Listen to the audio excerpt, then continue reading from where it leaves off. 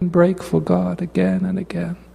We can, so many tears we can cry, so much love we can feel. I think sadly, because it is like maybe for some reason somebody has been kind to me, and I have experienced that limitlessness of love, that ocean of love. There is so much love. It's not anywhere else. It's not in some deep mystical state. It's not in the planes of non-being. It's here. And it's like an enormous banquet, and there's a table full of it. And people, sincere people, good people, altruistic people, they are happy with just the crumbs from the table of love.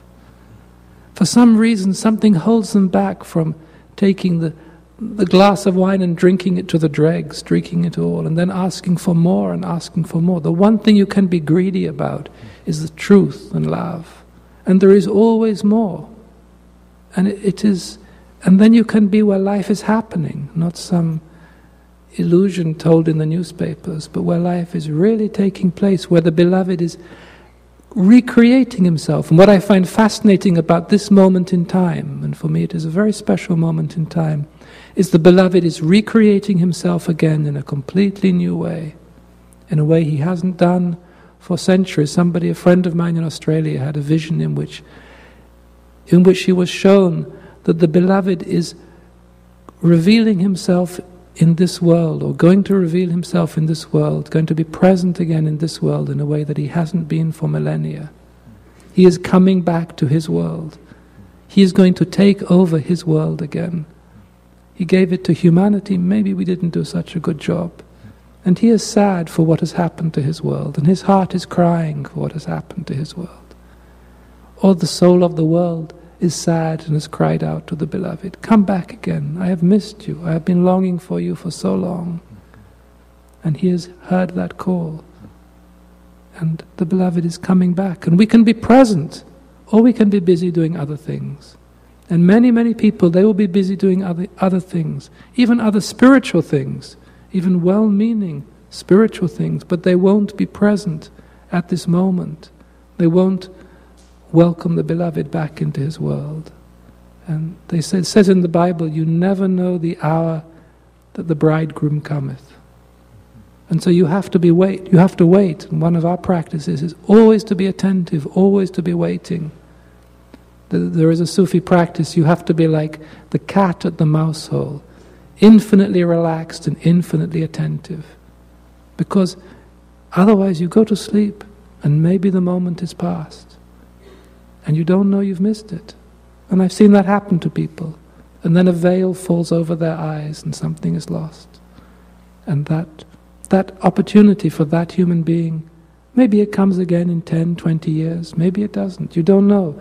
We are so caught up in these identities of our ego, of thinking of how it should be and how it is. And we don't know.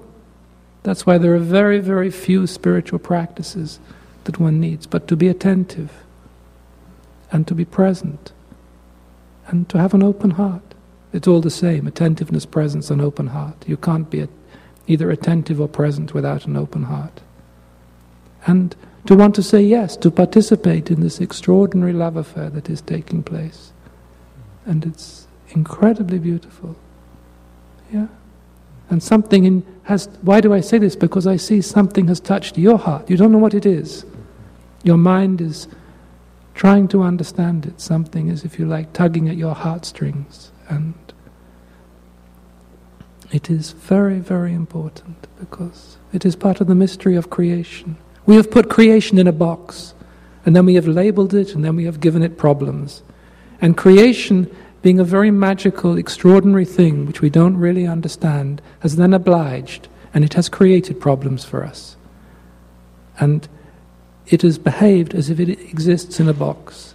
That's when I was talking yesterday about the world is asleep. It appears to be asleep, but it is not in a box. It is only behaving like it is in a box.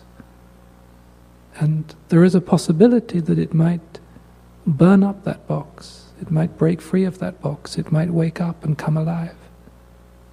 Because it is an incredibly beautiful expression of the divine. It is so beautiful. If you see this world from outer space, from in deep meditation, you can go into states of meditation where you go beyond the world. And then you come back and you see the light of the souls of humanity spinning around the world. And you see this beautiful being. It's a little sad at the moment, yes. It has the sadness of neglect, like a beautiful woman who is neglected.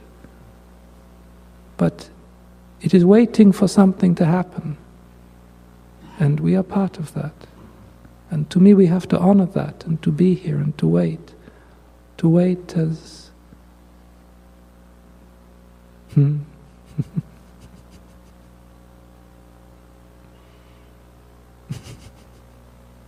is.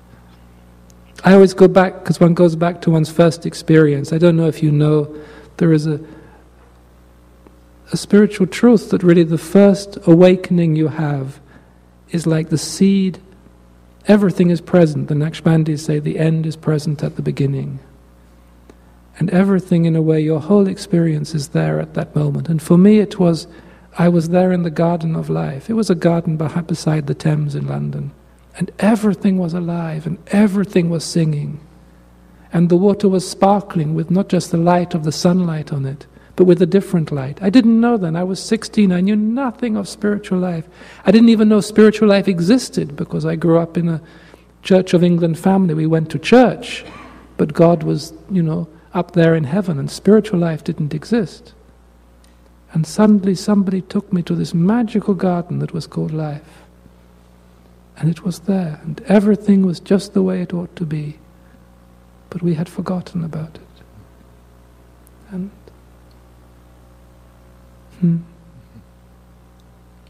yeah, it's so simple. Well, spiritual things are so simple. Thank you. If you really knew what was happening right now, something inside of you would just wake up. It's like spring after a 10,000-year winter. It is like seeing that, in England, the first snowdrops, when they come through, and that kind of miserable grey English winter is over.